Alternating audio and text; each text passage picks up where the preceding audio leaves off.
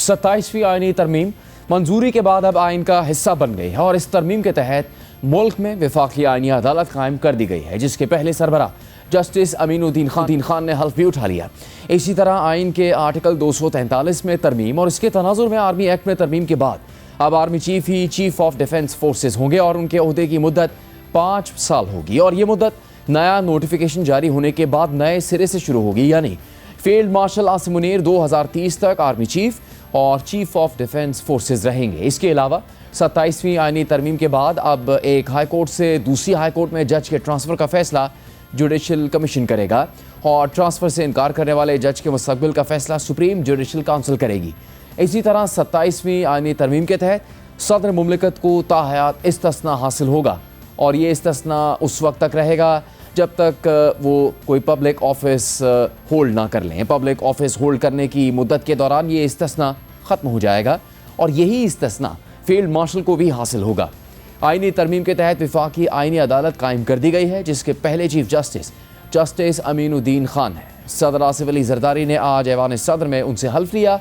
फिर उसके बाद वफाकी आईनी अदालत के लिए 6 जजेस की तकर्रुरी का नोटिफिकेशन भी जारी हुआ, जिसके मुताबिक वफाकी आईनी अदालत में justice Hasan Azhar Rizvi, justice Aamir Farooq, justice Ali Baqar Najafi, Sindh high court से जस्टिस के आगा, बलूचिस्तान से जस्टिस रोज़ी खान और खैबर पख्तूनख्वा से अरशद हुसैन शाह आईनी अदालत के जज होंगे।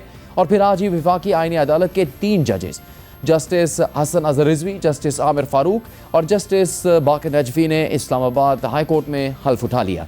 वफाकी आईनी अदालत के चीफ जस्टिस अमीनुद्दीन खान ने तीनों जजेस से हल्फ लिया। इससे पहले ये खबर सामने आई कि जस्टिस मुसरत हिलाली ने आईनी अदालत की जज बनने से माजरत कर ली है।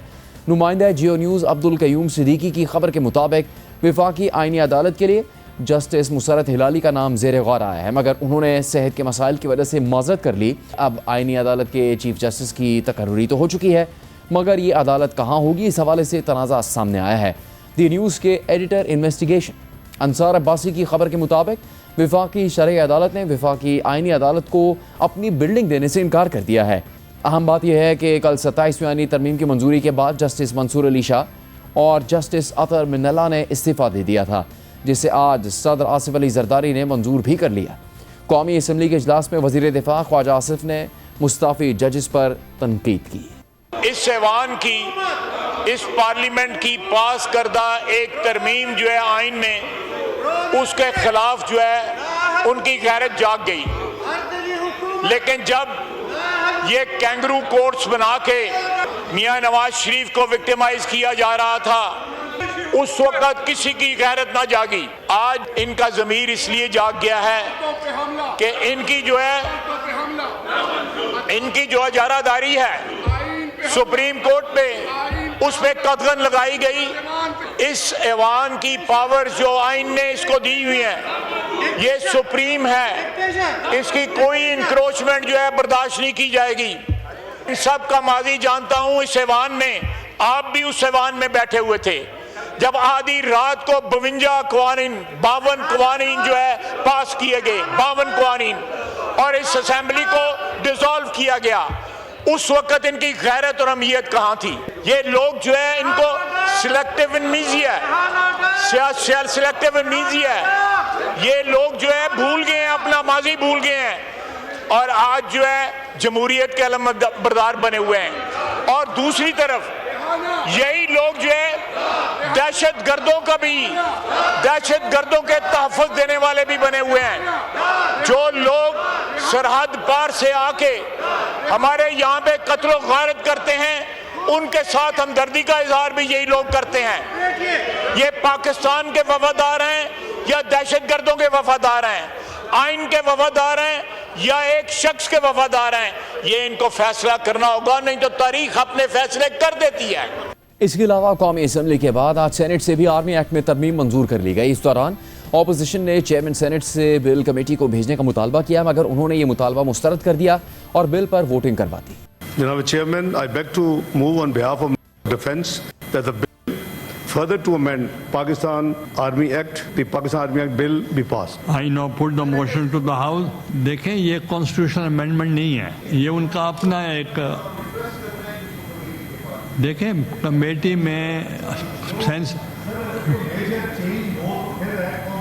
कॉन्स्टिट्यूशनल अमेंडमेंट्स हैं जो 27 कॉन्स्टिट्यूशन बिल में यहाँ भी डिबेट हुई, दूसरी तरफ भी हुई, वेदर यू लाइक इट और not like it, it has been passed. ना उसकी कॉन्सिक्वेंशियल अमेंडमेंट जरूरी है, आपको भी पता है, ऑनरेबल मेरे भाई हैं कामरान मुर्तज़ा साहब, तो वो तो लीगो है, इसलिए ये कॉन्सिक्वेंस सिंपल अमेंडमेंट है सर। Thank you. मैं उनको थोड़ा सा एक्सप्लेन करता हूँ कि अगर कमेटी में भी भेजना होता which is not needed, I can take the sense of the house. तो अब the sense of the house जो है, तो वो अगर मेजॉरिटी ये चाह रही है कि ये फैसला हो, मैं अकेला तो नहीं कर सकता। I now put the motion to the house, those who आपका अपोज करना हक बनता है। Those who are in favour of the motion में से aye, those against the motion में से no. I think the ayes have it. The ayes have it. The motion is adopted and the bill stands passed unanimously. कहूँ या ना कहूँ? Okay. अब army act में तरमीम के बाद आर्मी चीफ की तकर्री नए नोटिफिकेशन के इजरा के बाद 5 साल के लिए होगी। गुज़श्ता रोज़ वज़ीर आज़म के मुशीर बराए सियासी अमूर सेनेटर राना सनाउल्लाह ने हमारे प्रोग्राम में बताया था कि चीफ ऑफ आर्मी स्टाफ और चीफ ऑफ डिफेंस फोर्सेस का तकर्रुर नए सिरे से 5 साल के लिए होगा। जिस दिन नोटिफिकेशन होगा उसी दिन से नई तैनाती शुमार होगी। अब फील्ड मार्शल सैयद आसिम मुनीर अब से लेके अगले 5 बरस यानी 2030 तक वो चीफ ऑफ आर्मी स्टाफ होंगे और चीफ ऑफ डिफेंस फोर्सेस होंगे। वो अपॉइंटमेंट जो है वो 5 साल के लिए होगी। जिस दिन वो नोटिफिकेशन होगा उस दिन वो एक फ्रेश और new appointment of chief of defence forces और साथ कंकरेंटली जो है वो चीफ ऑफ आर्मी स्टाफ का जो है वो नोटिफिकेशन होगा। तो ये एक फ्रेश अपॉइंटमेंट है।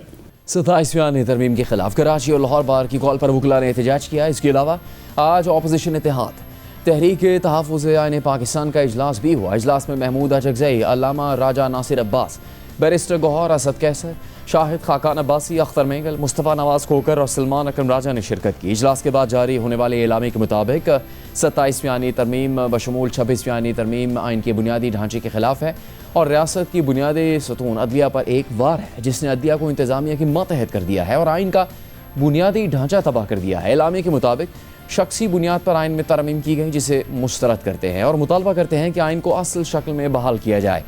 तहरीक तहफ़्फ़ुज़ आइन के एलामी के मुताबिक इन मतनाज़ा आइनी तरमीम ने अदलिया को मुकम्मल तौर पर मफलूज कर दिया है और सुप्रीम कोर्ट का इख्तियार और वजूद अमलन ख़त्म कर दिया है।